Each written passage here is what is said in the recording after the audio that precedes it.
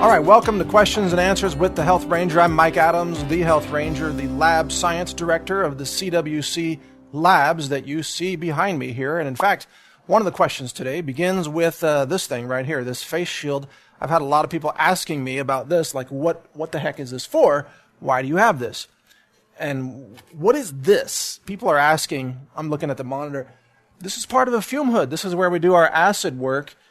We use acids, powerful aggressive acids like nitric acid, to digest foods, turn them into liquids, because the liquids, all the instruments here only work on liquids, not solids.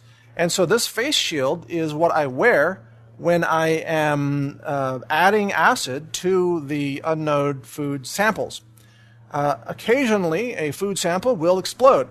And when that happens, you don't want to get nitric acid all over your face.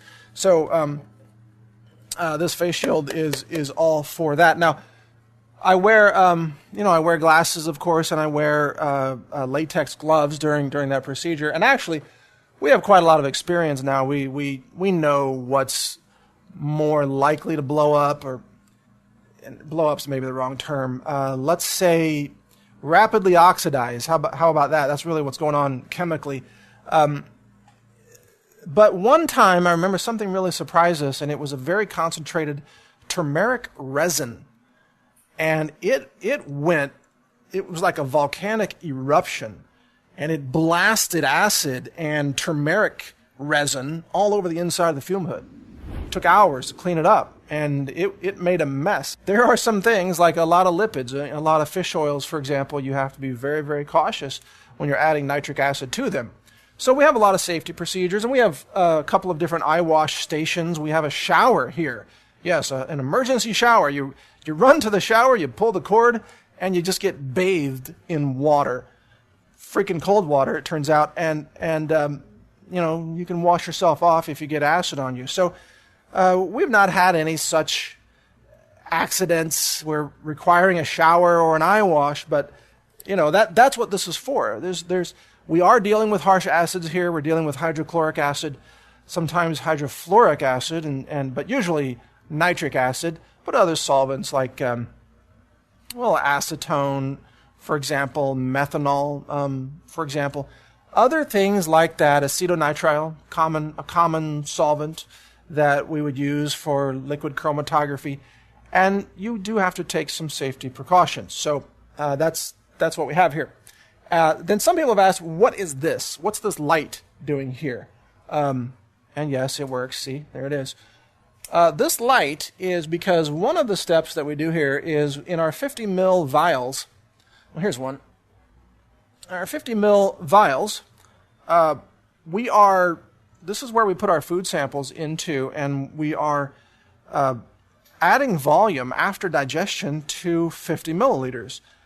And then you take the mass of the food that you put in, and you look at the 50 milliliters volume, and from that you can calculate the dilution factor, which the Mass Hunter software uses to calculate the resulting parts per billion concentrations of the heavy metals. Now, to do that, to bring it up to 50 mils, we have to be able to shine a light. This is what we do. We actually shine a light through the side here, like this. Does that show up? Let me get this out of the way. We shine a light through the side, there we go, and it helps us see the volume level of the liquid more accurately. And so that's just a visual aid for us to be able to do our jobs more effectively. We have a lot of tools like that. And also the fume hood, of course, is designed so that when you turn on the blower, it pulls air through the fume hood and exhausts it out of the building. So we have it's calibrated to assure us of a very specific velocity of what's called laminar airflow, that the air is moving at a certain velocity, a number of feet per second through there, to make sure that if we're doing some work, that acid fumes aren't going to come back out and hit us, which is bad. I mean, every once in a while I've had a little whiff of nitric acid in water, or even hydrochloric in water, and it's not good. Not good. it'll burn your sinuses right out, man, if you get into that too much. Remember, this stuff dissolves, minerals in food. Not quite rocks. You need more hydrochloric acid to digest rocks, but this stuff is very, very harsh. And if you get it on your skin, it'll just eat your skin. It eats right through your clothing. That's why all the pants that I wear these days have holes in them. Oh, that chart back there on that fume hood, that's a chart of medicinal herbs. We've got a number of different interesting charts around the laboratory. Maybe I'll show them to you one day. We've got the periodic table in earth and sky with pictures and images of all the elements. That's a pretty cool table. We've got a lot of different reference tables. And what else is in the picture that people are asking me about? The microscope back here. I've posted another video showing you that microscope. It's a pretty cool system. It's a video. We can take video and still images of what we're seeing on the microscope, and that allows us to diagnose hardware problems with the instrumentation that we're using here. For example, if something gets clogged, like a nebulizer gets clogged up with, let's say, a strawberry particle, which happens. Strawberry fibers tend to do that. We can go put it under the microscope, and we can find the strawberry fiber inside the nebulizer, and we can clean it out. We can use methanol with a reverse plunger and get it out of there, and then put it back into service. We can look at the skimmer cones and sample cones on the ICP. We look at all kinds of things, so that's real useful. Anyway, I guess that's about it. We have a sonicator over here, actually, back there. That is an ultrasonic cleaner for the sample cone on the ICP. So we have a very light detergent in water, and we sonicate that to clean the mineral buildup off of the sample cone. That's how we keep the ICP running. And I'm looking at the monitor like, what else? This is these bottles here. These are just external standards that we're using to make our serial dilutions for the production run. This right here, this is a bottle of nitric acid that has been used. And I'm not going to open this because that would be extremely toxic. But there's actually, right now, there is an acid gas inside here. And that's kind of what turns it yellow. And if you were to open this, it would be very bad. So we don't open these unless you're under the fume hood. This is for disposal. Currently, we are collecting these and saving them until we have enough to call a waste disposal company to take care of that acid and that glass. So those are some of the things we do here at the laboratory and some of the things that you see in the scene. That apparent box there, that's a centrifuge.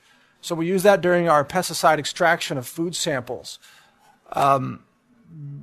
We use Agilent Catcher's extraction system, and it requires centrifuging, sometimes 50 mil vials, but sometimes much smaller vials, 12 mil vials, for example. That's what that system is for. That's really.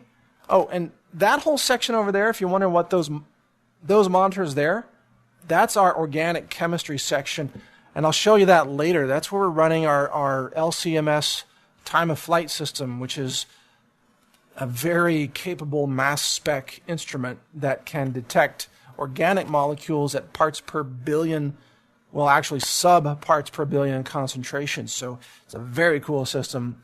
Super excited to have that up and running, and just amazed that this technology even exists, by the way, and just so happy to be able to sit here and run these instruments and do this science and report these things to you and answer your questions and do all these things. It's really an amazing privilege to be here, to be able to do this. I feel really blessed every day that I can do this.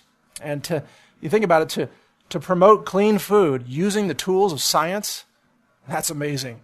That's amazing. Because, a lot of people in the clean food industry, they're often slandered by being called anti-science. And yet, here we are using the best tools of science and all the established scientific methods, methodologies, EPA, AOAC, FDA, you name it, to conduct clean food testing, to promote clean food. So not only are we at the leading edge of science, we represent the future of the science of food and nutrition, the kind of things that we're doing. Clean food starts here. You know, the old system, the mainstream media, governments, academia, they don't care about clean food. They're all run by, you know, biotech companies and the Cokes and Pepsis of the world, the Nabiscos of the world, and the Nestle corporations of the world. They're not into clean food. It's us, you know, it's the citizens. That's why this is called citizen science. We're the ones that really are passionate about clean food. And how passionate are we? So passionate that we built this lab and put in the thousands of hours of investment, of time to learn how to be scientists and use this instrumentation and get the results and report the results and do cutting edge science for the public, in the public interest. That's what's happening here. It's amazing. I'm just thrilled to be a part of it. Every single day that I wake up and I think about, I get to come here and I get to be part of making history for food science. That's just incredible. It's incredible. It's like a dream come true. It's just amazing. So thank you for your support. We couldn't do it without you. I'll do my best to answer your questions in future videos. Thank you for watching. My name is Mike Adams, the Health Ranger. Check out my book at foodforensics.com, and my lab website, the new website is CWC Labs.com, and soon we will be announcing commercial testing services. So if you have a food company or whatever company, or even if you're just an individual, you want to know what's in your food, you can hire us to test the foods for you for heavy metals, pesticides, fluoride, all kinds of other chemicals as well. We'll do the commercial testing coming soon. Thank you for your support. Click subscribe now to stay informed when I release new videos.